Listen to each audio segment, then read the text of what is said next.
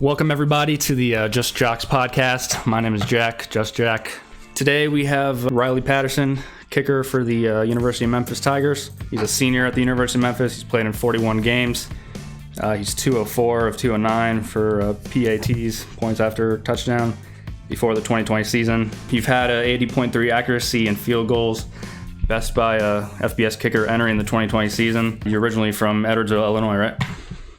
Yes, sir, I am. I love it. I'm from, my house is Glen Carbon. Oh, okay. I mean, you know how it is. Pretty much everybody's from Evansville. Yeah, the funny thing was, or the way we met was from my mom at the Ole Miss game last year. They, I think, your dad was standing by, like, where you're kicking. Then my mom, I think you might have missed it or something. And she was like, dang, like, he missed that one. I feel bad for him for missing it. And then he said, oh, well, he's my son. So it's just kind of a funny little occurrence. Yeah, I remember that one. We missed an extra point that game against Ole Miss. That was terrible. Only one we missed all year. We picked a lot, but yeah, that was a tough start to the season. We got to win though, so. Yeah, wins what matters.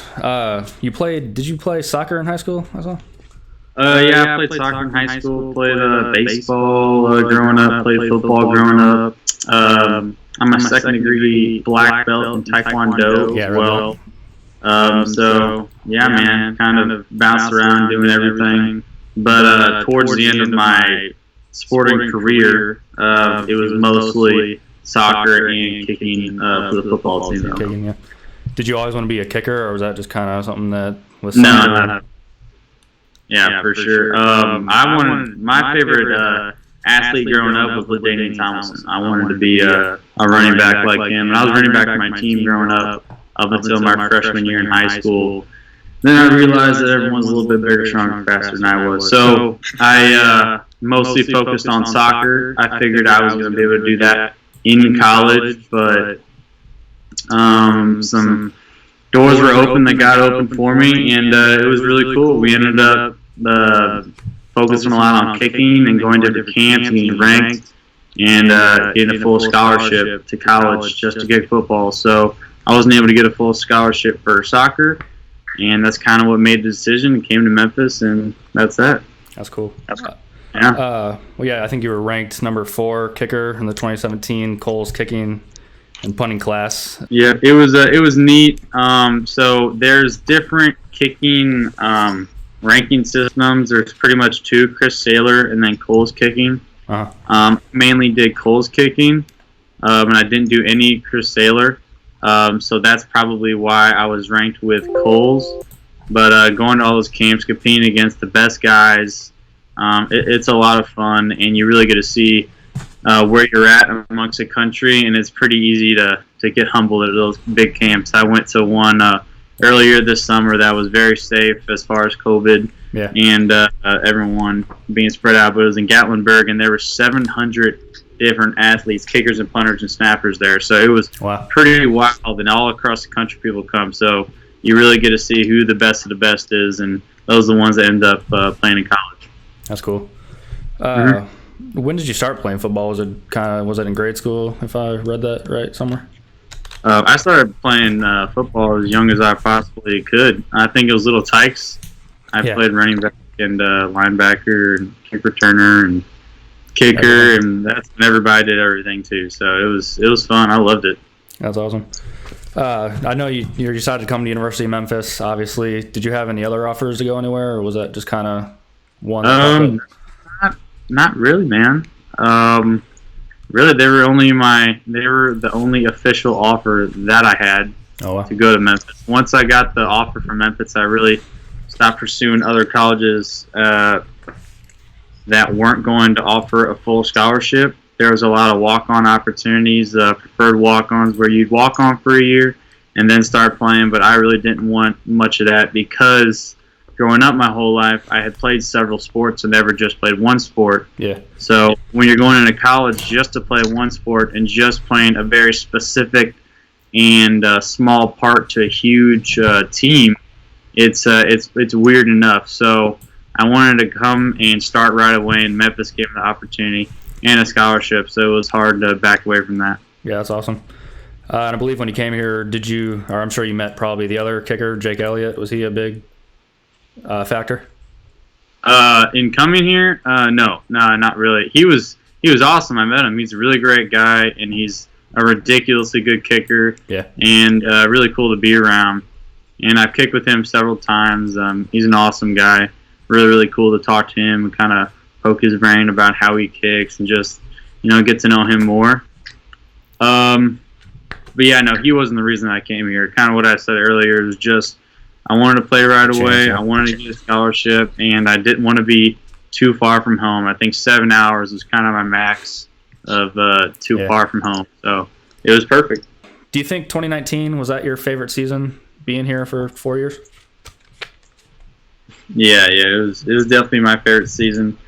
As far as football goes, it was by far my favorite season. We won the championship, which was the biggest thing. That was the goal 100% for not only myself, but for the team, was to win the conference championship, and we did it, and it was awesome. We won on our home field, and it was super, super cool. Went to the Cotton Bowl, which was a lot of fun. And personally for me, we were able to kick a ton of field goals. Yeah. Brady White in company with our running backs like Kenny and those guys on offense, they were ridiculous and scored so many points. So they were able to get me on the field a lot and kick a lot of field goals and extra points. So that was fun. But I would say off the field, I'd say my sophomore year was probably my favorite, sophomore or freshman. Okay, cool. Well, yeah, I guess without Brady White and those guys, if they don't score, you don't really have a chance to go out there. So, I mean, I know. Yeah, also a cool reason to come to Memphis is because we do score so a lot. We have really cool offense and a great offensive line. I'm rooming with two of the guys, Mandy and Hassel now, which are both really, really good football players and great guys. Yeah. Yeah, we just score so many points, so I get to play a lot. You go to Big Ten or something like that, you really don't get to kick that much. So that's also cool to be a part of that. But yeah, as far as 2019, you were 89.5% from field goal, 65 for 66 points after touchdown, and you had 64 consecutive, which, I mean, that's very good. 7 double-digit scoring games. So, I mean, there's a lot of opportunity for you to score in 2019. For sure, yeah. It was fun. So, back to, I feel like Cotton Bowl. That was probably one of the biggest things. You're at Dallas, Texas, AT&T Stadium. What was that kind of like going there for the first time and just, walking in there? Well, it was really cool. We so the first day we went out there, and it was cool just being a part of like a really big game like that. And then we went into the stadium, and it was amazing. It was ridiculously big, and they really don't care about money when it comes to football in Texas. It's crazy. They've got their own locker room their own weight room just for the Cotton Bowl. So that was neat. But like the first or second practice, I had ran off the field and rolled my ankle. Yeah. And as embarrassing as that is, I wasn't able to practice the rest of the week. And to be honest, I didn't even know if I was going to be playing the game. I didn't really think I was. And Adam was going to be kicking. But luckily, we were able to muscle through it. But it was definitely a crazy week. But it was really, really cool to play in that stadium. Yeah, with the Cotton Bowl, I mean, you set a couple all-time bowl single-game records for field goals. You had 6, 21 points by a kicker. I mean, did you really expect that coming into it, or was it just kind of just, be ready for it and try and make as much as you can? I mean, I wanted to win really bad. I wish you would have turned a couple of those into touchdowns, to be honest. Yeah. We had a really, really good operation that game.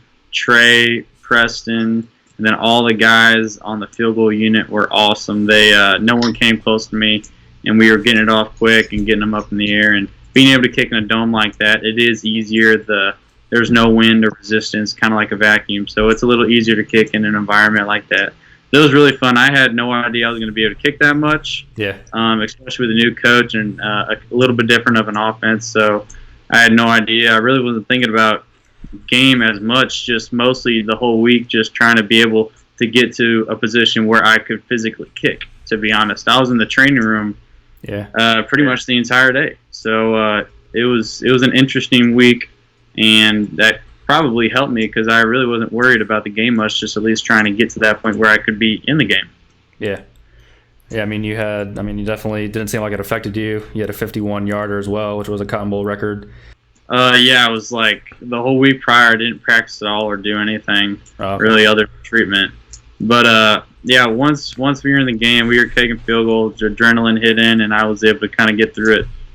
And Preston, and like I said, the guys on the field goal unit and Trey did a great job making it easy for me. And it was really cool. We got to kick a lot of field goals. I mean, it was fun. I enjoy it. Again, I wish we could have made some of those into touchdowns and would have won the game, which would have been way better. But, I mean, it is cool to be a part of, like, where you could break a record and kick a lot of field goals. Obviously, like, as a field goal kicker, it doesn't get too much better than that besides hitting maybe a game-winning field goal or us actually winning the game. So it was really, really cool. Started cramping towards the end of that one. Definitely got a lot of kicks in. Yeah. Leading up to the game, did you know like a day before if you were going to play, or was it just kind of just how you felt that morning, or what kind of dictated that? It's pretty much like I went out there the day of the game, and I was like moving around and kind of like trying to muscle some kicks in, and starting to get a little more confident, and started to kind of just put them in there. And I'm like, all right, I can swing through in a field goal, so I'll try and do the field goals. They won't look pretty, but I'll get them in. And then I wasn't going to do any kickoffs, and like right before I tried to get some kickoffs, and adrenaline got going, and I was hit a couple solids, so I'm like, I have enough experience in this. I'd rather just me do it than Adam doing it, kind of like for the first time in a game like this. Yeah. So I did it, and adrenaline kicked in and got through it, and we actually did good on both. So it was a really cool game. Yeah, I guess with the adrenaline of it, did you really feel any pain at all, hardly, or was it just kind of mental? A little bit, but the Aleve helped out too. Yeah, that's awesome. Well, yeah, no, I know a lot of people probably didn't know about that until after the game. No, it was good. It all turned out to be awesome. Did you ever imagine yourself playing in like AT&T Stadium, or like when you were younger, or was that a dream of yours to play somewhere like an NFL stadium? No, not really. I mean, no, not too much. I didn't really dream about doing it. I think part of the reason for some success, if it ever comes my way, is God kind of blessed me with the ability to be present with whatever kind of circumstance I've been in, whether I was in middle school, to enjoy middle school and let the peak performance of middle school be able to beat Liberty, the rival middle school in Edwardsville, and score touchdowns, and whether I was playing soccer and to try and win nationals in soccer of that year, or baseball, whether it be go to like Cooperstown when we were younger and try and do my very best and win the World Series for that. Kind of just being in the moment and let whatever comes next come next, but let the Super Bowl, the World Series, or the World Cup of that sport in that moment be in that moment, and let it not be the real thing later on. So I think that's a decent mindset to have if I could give any advice to a younger kid kind of growing up. Yeah. Where did you kind of develop that mindset? I know you're a big faith-based guy. Was it parents, or was it more faith, or what? How did you kind of develop that mental aspect of it? Well, I've been lucky enough to have an awesome family. My mom, my dad, my sister. I mean, they put me in so many different situations to have so much fun and to be successful and to compete for things and to not have everything given to me, but have the opportunity to at least achieve it.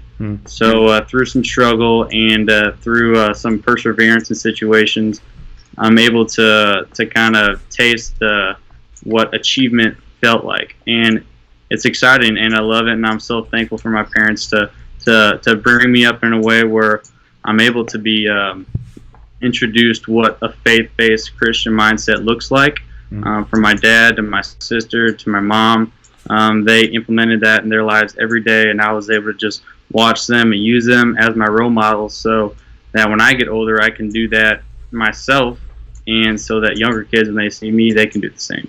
So it's really a blessing to have such a great family to bring me up in that sort of way. So very, very thankful for them. Is kicking kind of like a lonely type of position, or is it, you kind of got to know exactly where to kick it and just what you want to do, where to kick it at? Is that accurate? Yeah, I mean, I guess so. I learned most of my kicking through YouTube videos. Okay. Like I said, I do Cole's kicking, which is like a ranking / camp circuit, and filled with really great people with a lot of great instruction. But what they do is they put videos out of their best guys in college and the NFL. So what I would do is I would watch them before I would go and kick, and then after I would go and kick, and I would just physically try and mimic what they do with my body. Yeah. And I recommend that for younger people, but it's also, I feel like, maybe not easy for everybody. But luckily I was able to do it, and that's kind of how I learned. So I would go out there by myself and just try and make field goals and hit it as hard as I can. And it was fun, man. But what I really do like about kicking and kickoffs is straight adrenaline, straight violence, and it's fun to just get up and throw a football and have everyone in the entire field and on TV have to stop and wait for you.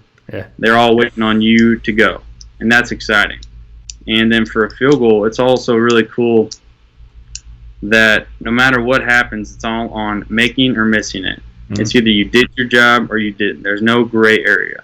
I don't have to go back to the coach or go back to someone else later on and say, ooh, did you do a good job today? Did I do what I was supposed to do today? Because the goal of that unit is to just make that field goal. And that's something that I think I was attracted to.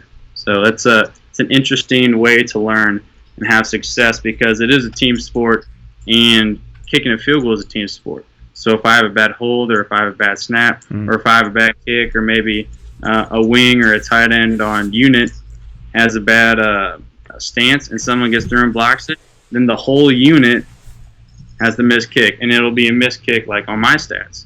Yeah. So you're able to kind of see how important it is to work as a team and as a unit. Is that just one of the best feelings in the world, being able to kick in front of, sometimes 40,000 people? Yeah, it's good. I mean, it can be nerve-wracking, especially like when you first start doing it. But kind of what I was talking about with the mindset thing earlier is that just being present in the moment and not thinking about what's going to happen after the kick or the circumstances, if you make it or if you miss it, if the team will be happy or mad, or if everyone's going to be embarrassed, or whatever happens, just kind of being present in that moment and doing everything you can do to achieve whatever the goal is. And at that time, it's making the kick. So it's a lot of fun. It's exciting, being the one who the pressure is on. So I do like it. I wouldn't be doing it if it wasn't important. And when there's pressure to something, that means it is important. So that's the part I do like about it. Yeah, I feel like it sort of elevates you when you do have pressure. I mean, that's a big thing about mindset, is that, I don't think a lot of people have that. They're always worried about, the next kick, or worried about tomorrow, or, whatever it is in life. You got to focus on that one moment. I guess with this season being probably the craziest one we've had in a long time with COVID-19. And just, spring ball was canceled in March, right before spring break started. Everyone was unsure if the season would happen. The Big Ten, Pac-12, they postponed their seasons. Can you just kind of walk me through when you first heard the news, what was kind of going through your mind? It was definitely weird. I think I underestimated how impactful this season would be on everyone and in my life. For me as an athlete in college, and for people in my situation as student athletes, it could be much worse. Our job isn't taken away from us. I still have my scholarship. I'm still able to go to school, and I'm still able to practice as of right now. So I don't feel bad for myself or people in my situation much at all, because I know many people don't have a job or get out of college and can't get a job. Yeah. And situations like that where they have people to feed when they get back home. So I don't feel too bad about it for myself, but it was definitely kind of a shock not having spring football. It was different. Having to do an internship from home. I was interning at St. Jude, and there's a chain program this spring, and I had to do that from home, which was a little different, but still was able to get a really cool experience out of it. That's good. And then having to practice on my own. Luckily for my position, I can practice on my own. I don't need someone throwing a ball to me or having to block another person. I can go and get work by myself and be ready for game day.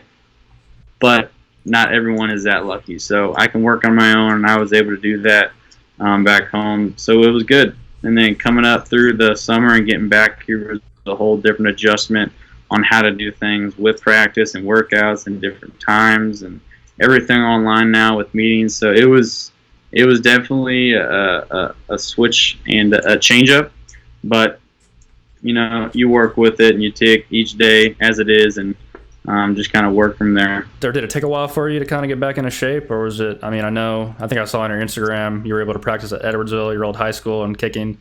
So I mean, was it hard to get back in shape for you? It was hard to get on the field because you technically weren't allowed to, so I had to sneak on. Yeah.